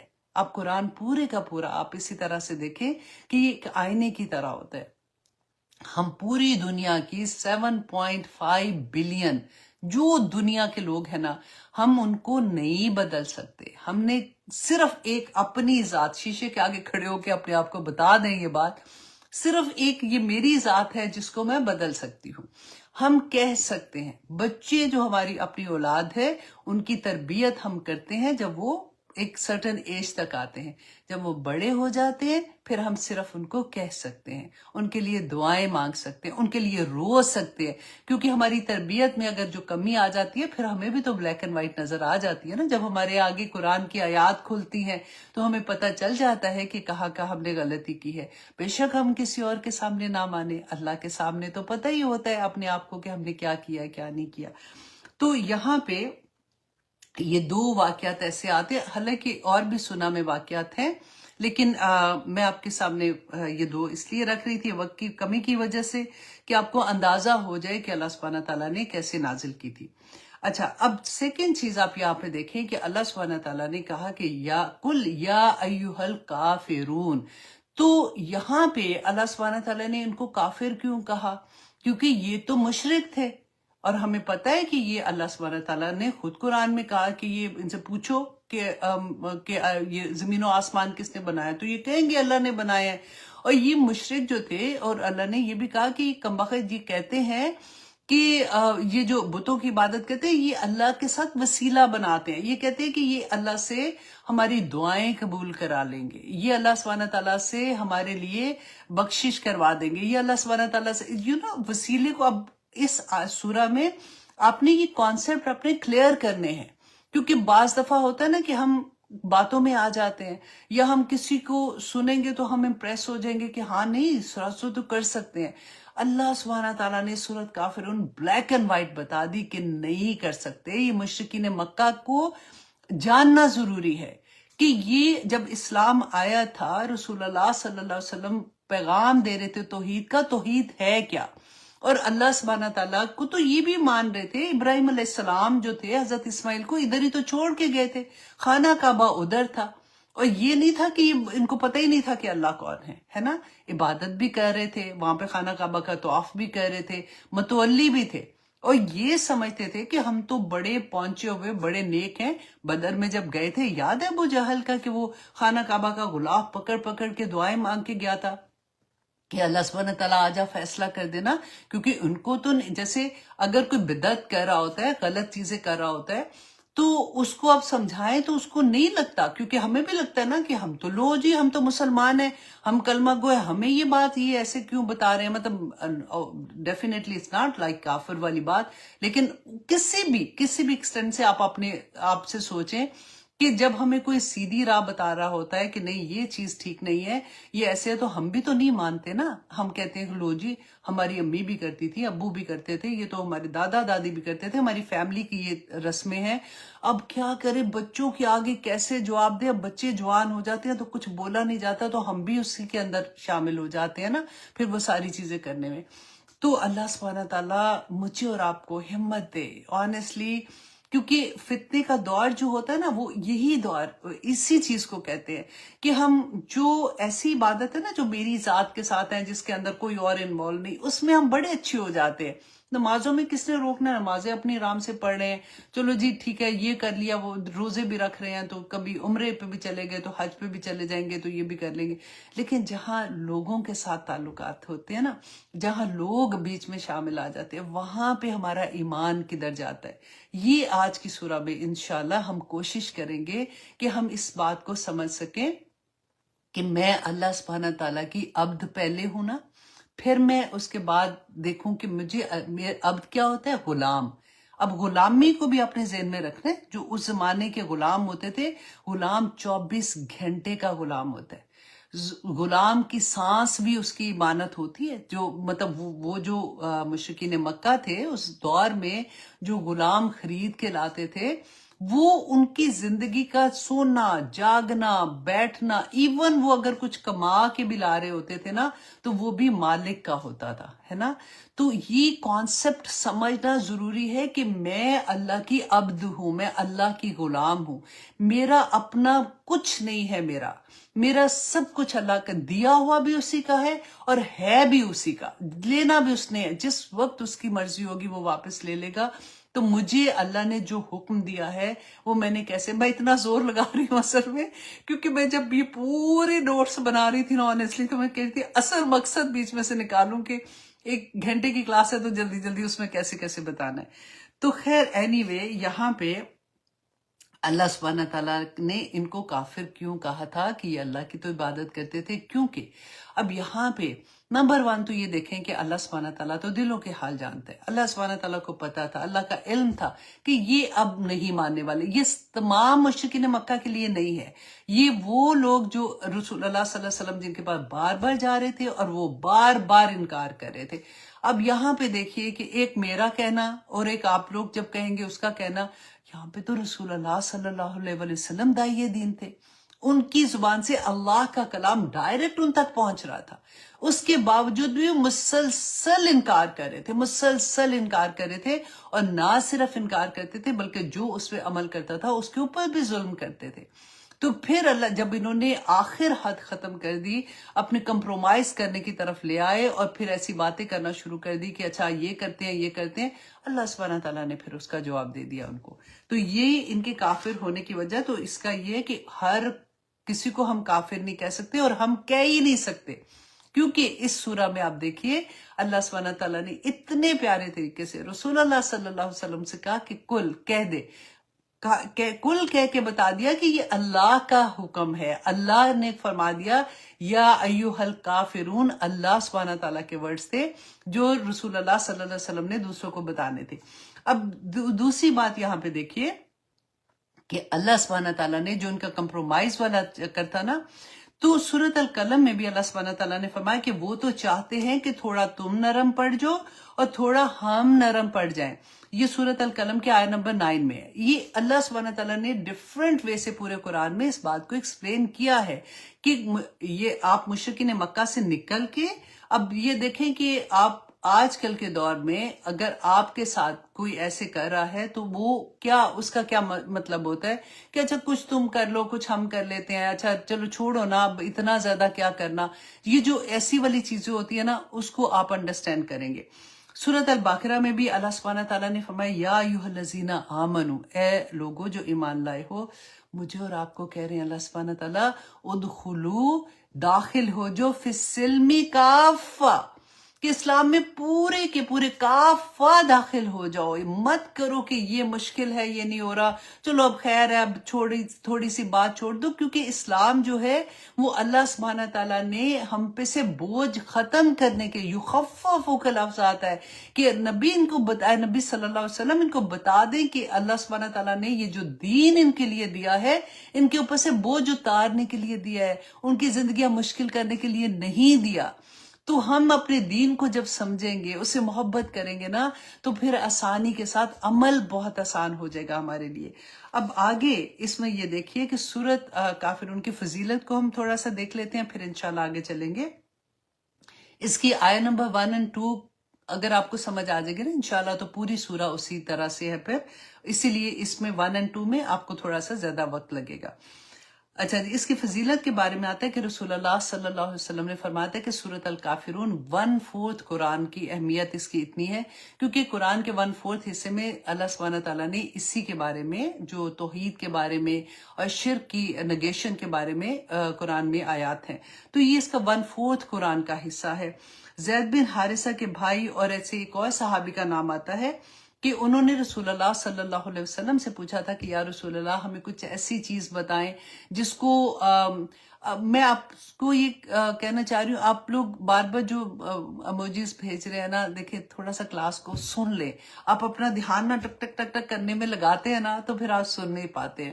کیونکہ آج انشاءاللہ ہم توحید کو پکا کرنے بیٹھے ہوئے ہیں اور بہت پیارے طریقے سے رسول اللہ صلی اللہ علیہ وسلم نے جو سمجھایا ہے، تو میں کوشش کر رہی ہوں آپ لوگوں کو سمجھانے کی. تو تھوڑا سا غور کیجئے اور تھوڑا سا اس پہ دل لگائیے. ٹھیک ہے جی. اچھا، اب انہوں نے پوچھا کہ یا رسول اللہ ہمیں کچھ ایسا عمل بتائیں جو ہم رات کو سونے سے پہلے کریں. پھر نہیں ہم مجھے بھیجے. ٹھیک ہے، اوکے. ایسا عمل بتائیں جو ہم رات کو سونے سے پہلے کریں. تو رسول اللہ صلی اللہ علیہ وسلم نے کہا کہ رات کو سونے سے پہلے سورۃ الکافرون پڑھا کریں، اور پھر وہ شرک جو ہے کیونکہ اس سے برات ہے. اچھا جی، نمبر 2 یہ کہ رسول اللہ صلی اللہ علیہ وسلم فجر کی سنتوں میں سورۃ الکافرون پہلے میں اور پھر سیکنڈ میں سورۃ اخلاص پڑھتے تھے. اور سورۃ کافرون اخلاص کا جو پیئر ہے نا، یہ آپ کو بہت جگہ حدیث میں ملے گا. اچھا، مسند احمد کی حدیث میں ہے کہ رسول اللہ صلی اللہ علیہ وسلم مغرب کی سنتوں میں پہلی رکعت میں سورۃ کافرون کی تلاوت کیا کرتے تھے. رات سونے سے پہلے بھی رسول اللہ صلی اللہ علیہ وسلم سورۃ الکافرون پڑھا کرتے تھے. اچھا، وطر کی جو 3 رکعتیں ہم پڑھتے ہیں نا، 3 وطر پڑھتے ہیں، اس میں پہلی میں رسول اللہ صلی اللہ علیہ وسلم سورۃ الاعلیٰ، اینڈ سیکنڈ میں سورۃ کافرون، اینڈ تھرڈ میں سورۃ اخلاص پڑھا کرتے تھے. اور رسول اللہ صلی اللہ علیہ وسلم کی کئی احادیث سے ثابت ہے کہ سورۃ الکافرون اور سورۃ اخلاص جو ہے وہ 2، جیسے اگر سنت نفل پڑھ رہے ہیں تو اس میں اکٹھی پڑھتے تھے. اچھا، اس کے بعد صحیح مسلم میں ہے کہ رسول اللہ صلی اللہ علیہ وسلم طواف کے بعد جو مقام ابراہیم پہ ہم 2 نفل پڑھتے ہیں نا، جو اس میں تھا کہ پہلی رکعت میں سورۃ الکافرون اینڈ سیکنڈ میں سورۃ اخلاص پڑھا کرتے تھے. تو یہ اس کی فضیلت کے بارے میں ہے. آئیے تو اب ہم آتے ہیں کہ اللہ سبحانہ تعالیٰ نے فرمایا کہ کل یا ایھا الکافرون. جیسے یہ سورہ نازل ہوئی نا تو رسول اللہ صلی اللہ علیہ وسلم اس محفل میں گئے جہاں پہ یہ سارے سردار بیٹھے ہوئے تھے، اور وہاں پہ جا کے رسول اللہ صلی اللہ علیہ وسلم نے ایز اٹ از یہ سورہ تلاوت کر دی. کیوں؟ کیونکہ جب رسول اللہ کو وہ کہہ رہے تھے نا کہ اچھا یہ کمپرومائز کے لیے یہ کر دو، اچھا جو مکہ کی عورت جس سے بھی تم شادی کرنا چاہتے ہو یا ہم تمہیں اتنے پیسے دیں گے، تو رسول اللہ نے اس وقت کہا کہ اچھا میں اللہ سبحانہ تعالیٰ سے جو بھی مجھے وحی آئے گی، جواب اللہ کی طرف سے آئے گا، تو میں وہ آپ لوگوں کو بتا دوں گا. تو جب یہ سورہ نازل ہوئی تو بیسیکلی رسول اللہ صلی اللہ علیہ وسلم نے ان کا جواب ان کو بتایا تھا. آپ امیجن کریں ذرا کہ وہ سردار تو سمجھ رہے ہیں نا کہ وہ تو اللہ ان سے بڑا راضی ہے، کیونکہ وہ تو بت بھی رکھے ہوئے ہیں جو ان کی ڈائریکٹ اللہ سبحانہ تعالیٰ سے بخششیں کروا رہے ہیں اور باتیں پہنچا رہے ہیں. ان کو وہاں پہ بتایا جا رہا ہے کہ اللہ تمہیں کہہ رہا ہے کل یا ایھا الکافرون، کہ اے کافرو تمہیں اس طرح سے، کیونکہ یہ بہت سخت بات تھی ان کے لیے. ٹھیک ہے، تو یہاں پہ اب یہ پرپوزل جو تھا ان کا، اس کا جواب تھا. اور اللہ سبحانہ تعالیٰ نے کل جو ہے نا، یہ امر کا سیگا ہوتا ہے کہ کہہ دو، جیسے حکم نہیں ہوتا اس طرح سے امر کا سیگا تھا.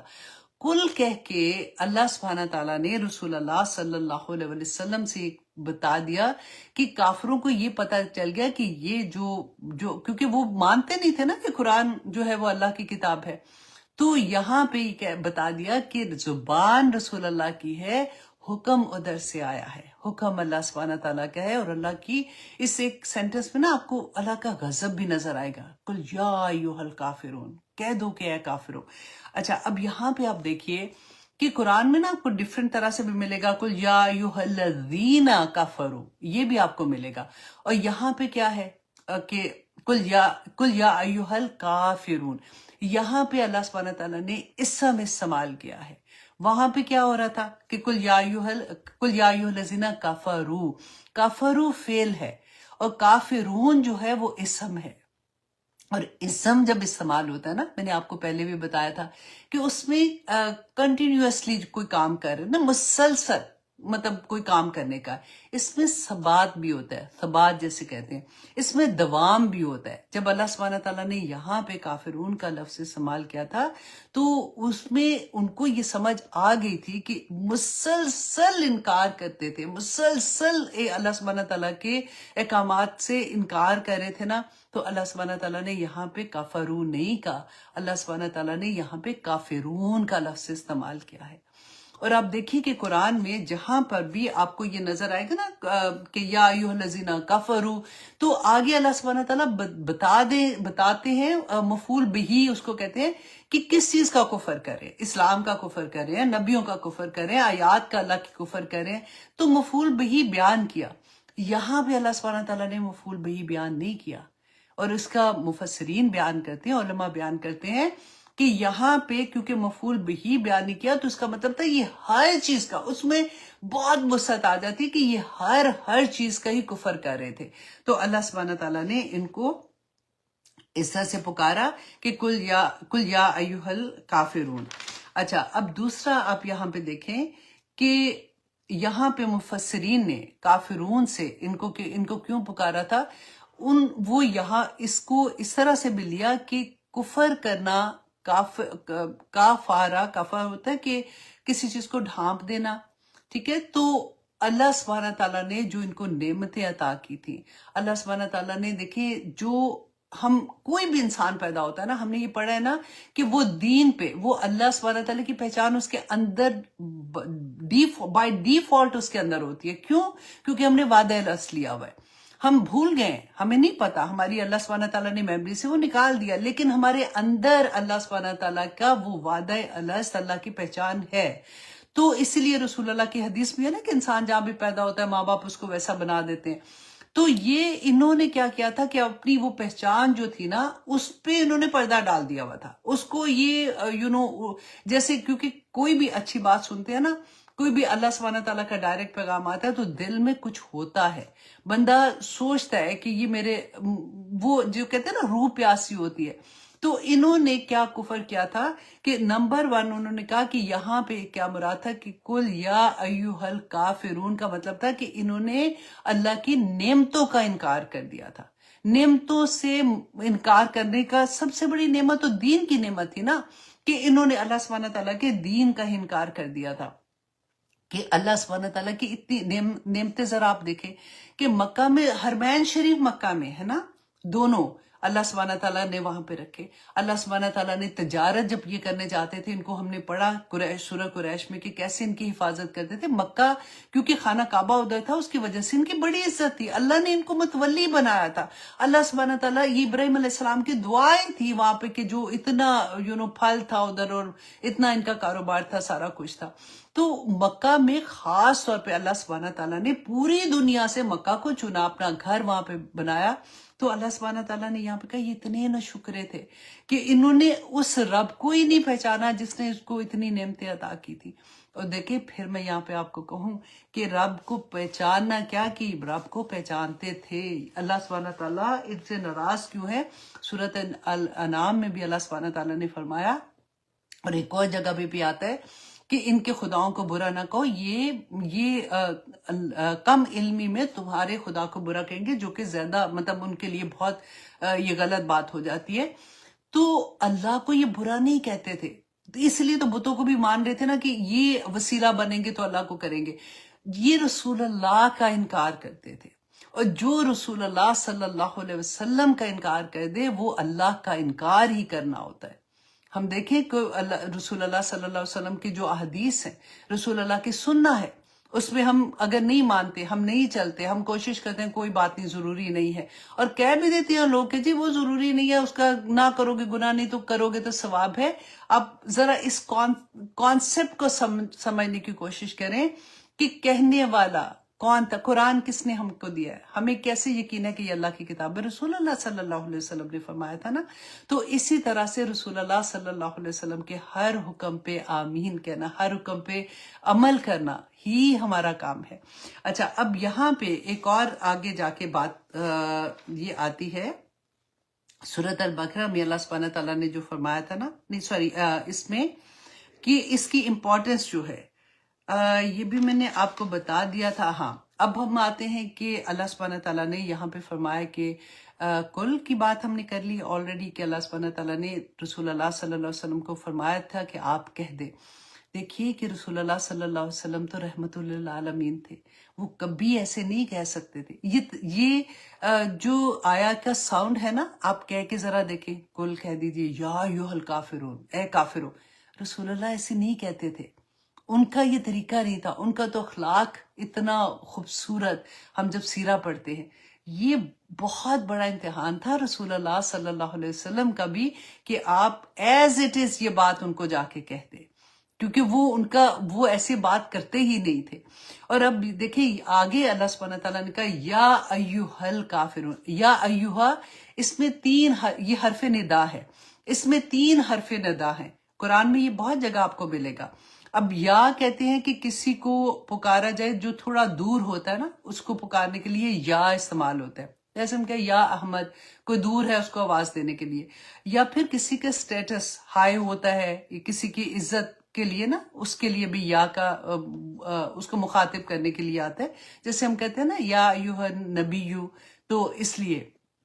अच्छा, हा जो होता है ना, सॉरी, अय्यू जो है वो जब कोई बच्चा करीब होता है, करीब, यहाँ पे आप देखें कि अल्लाह सुब्हानहू तआला ने जब इस्तेमाल किया कि करीब के लोग कौन थे, जो मक्का के लोग थे ना, और खानदान के अबू लहब थे जैसे, तो इस तरह से वो लोगों को पुकारा जाता है जो करीब के लोग होते हैं। और हा उसको पुकारने के लिए कहते हैं जो सोया हुआ है, और जो गफलत से बेदार करने के लिए किसी को हा का यूज करते हैं। अच्छा, अब यहाँ पे ये तीनों अल्फाज को मर्ज किया गया है, कुल या अय्युहा, या अय्युहा। तो अच्छा, अब यहाँ पे आप ये देखें कि जब इस तरह से बुलाया गया है, तो जो कुफर में बहुत दूर थे, नंबर 1। नंबर 2 ये कि वो कुफार जो रसूल अल्लाह सल्लल्लाहु अलैहि वसल्लम के करीब थे, मक्का के लोग थे। क्योंकि मैं इसलिए ये बता रही हूँ कि हर एक पे नहीं ऐसे कि वो भी काफिर वो भी काफिर, हम तो बड़े आराम से ऐसे वाली बात सुन लेते हैं ना। तो यहाँ पे ये था कि ये कौन काफिर थे, जो वहां के रसूल अल्लाह के करीब थे, और ये सरदार थे जो बड़े बड़े थे, जो मुसलसल इनकार कर रहे थे। اور ہر وہ کافر ہے جو غفلت میں کا شکار ہے، جو بار بار انکار کرتا ہے۔ اچھا، اس کے نا 5 پورے قرآن میں اب دیکھیں کہ جہاں پہ بھی یا ایوہا کا لفظ آئے گا تو اس کے 5 طرح کے استعمال ہے۔ نمبر 1 یہ کہ عام پکارنا نہیں ہوتا، اس میں کسی کو خاص طور پہ پکارا جا رہا ہوتا ہے۔ قرآن میں جہاں پہ بھی آتا ہے اس سے جو اگلی بات ہوتی ہے نا وہ سیریس بات ہوتی ہے، تو اس کے لیے پکارا جاتا ہے۔ پکارنے والا اور جس کو پکارا جائے اس کے درمیان فاصلہ شو ہوتا ہے کہ کس نے یہ بات کہنی ہے، ٹھیک ہے۔ جب کسی کو ایکسٹرا محبت یا جذبات سے پکارا جائے، جیسے کہ یا ولدو کہتے ہیں اور یا ایوہ الولدو، تو اس میں ایک محبت کا ایلیمنٹ بھی ہوتا ہے۔ اور جہاں کسی کو عزت دینے کے لیے پکارا جائے، جیسے میں نے یا میں آپ کو بتایا تھا نا کہ کسی کا سٹیٹس ہائی ہوتا ہے تو اس کو بھی یا سے پکارا جاتا ہے، تو اس کے ڈفرینٹ طرح سے اس کی ڈیٹیل آتی ہے، یہ اسٹوڈنٹ کے لیے خاص طور پہ۔ اچھا جی، اب یہاں پہ ہم نے یہ دیکھا کہ اللہ سبحانہ تعالیٰ نے ان کو کافروں کا، ہم نے کافر کا بھی ڈیٹیل دیکھ لیا کہ اسم ہے، اس میں اللہ سبحانہ تعالیٰ نے خاص طور پہ اس آیا میں اسم کو کیوں استعمال کیا ہے، کیونکہ یہ مسلسل انکار کر رہے تھے، یہ جم گئے تھے اس کے اوپر۔ اللہ سبحانہ تعالیٰ کو پتا تھا اب یہ ایمان نہیں لائیں گے، تو وہ خاتم اللہ علی قلوبہم وعلی سمعہم، یہ والی آیا جو ہے یہ آپ اس کے ریفرنس میں رکھ سکتے ہیں۔ اور پھر ایوہا کا بھی میں نے آپ کو بتا دیا اور کل کا بھی بتا دیا۔ اچھا، اب سیکنڈ آیا میں اللہ سبحانہ تعالیٰ نے فرمایا کہ لا عابدو، کہ نہیں عابدو میں عبادت کرتا، ما تعبدون جس کی تم عبادت کرتے ہو، ٹھیک ہے۔ اب یہاں پہ دیکھیں کہ کفار کے لیے اللہ سبحانہ تعالیٰ نے جمع کا صیغہ استعمال کیا ہے، اور اللہ سبحانہ تعالیٰ نے یہاں پہ رسول اللہ صلی اللہ علیہ وسلم کو کیونکہ پکار رہے ہیں تو ان کے لیے واحد کا صیغہ آیا ہے۔ تو عابدو فعل مضارع ہے، جس کا مطلب ہے کہ نہ میں لا عابدو، نہ میں ابھی عبادت کرتا ہوں، نہ میں عبادت کروں گا، نہ میں مستقبل میں، مطلب کمپلیٹ ڈینائی جیسے کر دینا ہوتا ہے ویسے ہے۔ اچھا، اب یہاں پہ بہت ضروری بات جو اس پوری سورہ کا بیسیکلی وہ کہتے ہیں نا نچوڑ آپ کو ملے گا کہ عابدو بہت جگہ پہ عابدو تعبدون عابدو تعبدون آپ کو اس طرح سے ملے گا، تو ان کا روٹ ورڈ کیا ہے؟ عین، با اور دال۔ عبد کا بھی وہی روٹ ورڈ ہے اور عبادت کا بھی وہی روٹ ورڈ ہے، اور عابدون کا بھی وہی اور تعبدون کا بھی وہی ہے۔ اچھا، اب ہم نے یہ دیکھنا ہے کہ کیا عبادت کی جو بھی قرآن پاک میں آتا ہے عبادت کا، تو اس کا مطلب کیا ہے کہ جو نماز، روزہ، حج، زکوٰۃ اور اللہ پہ ڈیفینیٹلی یقین، شرک نہیں کرنا، غائب پہ ایمان لانا، تقدیر پہ ایمان لانا، صرف یہی عبادت ہے کیا؟ آف کورس یہ عبادت ہے، رائٹ۔ لیکن اس کے بعد اللہ سبحانہ تعالیٰ یہاں پہ جو مجھ سے ریکوائر کر رہے ہیں کہ میں اللہ کی عبد ہوں، کیونکہ عبادت اگر وہی ہے، صرف جائے نماز پہ میں بیٹھوں گی، اس وقت عبادت ہوگی، جائے نماز کو لپیٹ دیا، اب میں پتہ میں نے سارا کچھ کر لیا، اب میں اپنا ٹائم لگانا، میں اب بور ہو رہی تھی، اب دس از مائی اون ٹائم، اب میں اپنا ڈرامہ دیکھوں گی کیونکہ دس از مائی اون ٹائم۔ اچھا، اب میں تھک گئی ہوں، میں اب جا رہی ہوں باہر، اب میں تھوڑی سی ونڈو شاپنگ کرنے جا رہی ہوں، اب میں دس از مائی اون ٹائم، اب میں یہ کر رہی ہوں۔ کیا عبد جو ہے، اب آپ نے غور کرنا ہے، آج سوچ کے جانا ہے، کیا عبد جو ہے، جو غلام ہے، اس کی کوئی اپنی زندگی ایسے ہوتی ہے؟ اپنی نفس کے پیچھے وہ ایسے کر سکتا ہے؟ یہ بس آپ نے سوچنا ہے، اور یہ پوری کی پوری چیز کو اپنی ذات کے اوپر بس لینا، کسی اور کے بارے میں نہیں سوچنا کہ کیا میں اللہ کی عبد ہوں، کیا میں عبادت کرتی ہوں، کیونکہ اللہ نے تو یہ کہہ دیا کہ وَمَا خَلَقْتُ الْجِنَّ إِلَّا لِيَعْبُدُونَ، کہ میں نے پیدا ہی اس لیے کیا جنوں اور انسانوں کو کہ میری عبادت کرے، تو کیا پھر عبادت سارا وقت تو نمازیں نہیں ہم پڑھتے، نوافل نہیں پڑھتے، تو میرے سارا دن کی عبادت، یہ اللہ سبحانہ تعالیٰ کا کیا مطلب ہے یہاں پہ، ہے نا؟ یہ ہم نے سوچنا ہے۔ اچھا جی، شیخ الاسلام ابن تیمیہ جو ہے نا، انہوں نے عبد کی 5 کنڈیشنز بیان کی ہیں کہ اگر یہ کسی بھی، میرے میں اور آپ میں، یہ کسی میں بھی یہ 5 کنڈیشن ہے تو ہم اللہ کے عبد ہیں اور ہم عبادت میں ہیں۔ جو اللہ سبحانہ تعالیٰ نے فرمایا نا کہ نماز بھی عبادت ہے، نماز کے بیچ میں بھی عبادت ہے۔ اب یہ اتنی خوبصورت ایک آیا ہے کہ قرآن پاک میں ہم پڑھتے ہیں کہ حافظوا علی الصلاۃ، کہ اپنی نمازوں کی حفاظت کرو، والصلاۃ الوسطیٰ، اور ہم نے اس کا ترجمہ جو کیا تھا اور جو پڑھتے ہیں وہ کیا تھا کہ درمیانی نماز، اور ہم اس کو لیتے ہیں عصر کی نماز۔ اب دیکھیے جو فتح الباری میں آتا ہے کہ جو امام شافی جو ہے نا، امام شافی اور امام مالکی یہ دونوں جو ہے وہ ان میں یہ کہتے ہیں کہ یہ عصر کی بھی نماز ہو سکتی ہے اور اس کے بارے میں کہ یہ فجر کی نماز بھی ہو سکتی ہے، دونوں نمازوں کے بارے میں وہ کہتے ہیں۔ اچھا امام یہ جو حنفی ہے نا، اس کی فقہ میں یہ ہے کہ زیادہ تر ان کا یہ ہے کہ یہ ڈفرینٹ احادیث سے بھی ہم نے دیکھا تھا نا کہ عصر کی نماز میں نہیں آتے تو میرا دل چاہتا ہے کہ میں آگ لے کے جاؤں، اور وہ والی حدیث بھی آتی ہے۔ تو انہوں نے کہا کہ نہیں، یہ عصر کی نماز کے بارے میں ہے۔ اچھا، اور علماء اتنی خوبصورت اس کی تفسیر وہ یہاں پر بھی گئے ہیں کہ اللہ سبحانہ تعالیٰ نے فرمایا کہ اچھا حافظوا علی الصلاۃ، اللہ نے کہہ دیا اپنی نمازوں کی حفاظت کرو، تو یہ وہ نمازوں کی بات ہو گئی۔ اب آگے کا والصلاۃ الوسطیٰ، یہاں پہ اللہ سبحانہ تعالیٰ نے فرمایا کہ نمازوں کے درمیان اس کی حفاظت کرو، کہ اگر تم نے فار ایگزامپل عصر پڑھ لی ہے تو عصر سے مغرب کے درمیان جو وقت ہے نا، اب اس کی بھی حفاظت کرو جیسے تم نے اپنی نماز کی حفاظت کی، جیسے اس کے قیام کی حفاظت کی، سجدے میں آپ نے دیکھا کہ میرا سجدہ پراپر ہونا چاہیے، اسی طرح اس کے درمیان کا جو وقت ہے نا اس کی بھی حفاظت کرو۔ کتنی خوبصورت بات ہے۔ اچھا، اس میں امام جو ابن تیمیہ ہے نا، انہوں نے کنڈیشنز بتائیں کہ یہ کنڈیشنز ہیں تو ہم عبد ہیں اللہ سبحانہ تعالیٰ کے۔ نمبر 1 کہ بندے میں اطاعت ہو، لیکن اطاعت اللہ سبحانہ تعالیٰ کی کیسے ہو؟ انکنڈیشنل۔ انکنڈیشنل کا ورڈ اگر ہم اپنے دماغ میں رکھ لیں گے نا تو ہمیں بڑی اچھے سے سمجھ آئے گی۔ کوئی کنڈیشن نہیں، اللہ کا حکم آ گیا بس سمینا و اطانا، رسول اللہ صلی اللہ علیہ وسلم نے بتا دیا سمینا و اطانا۔ دیٹ از ون تھنگ جو ہمیں کرنا ہے کہ اللہ سبحانہ تعالیٰ نے جو حکم دیا اس کی اطاعت انکنڈیشنل کرنی ہے۔ میرا نفس کیا کہتا ہے ہم نے وہ آواز نہیں سننی ہے، ہم نے اپنے نفس کو ٹیم کرنا ہے، جیسے ہم اپنی بلیوں کو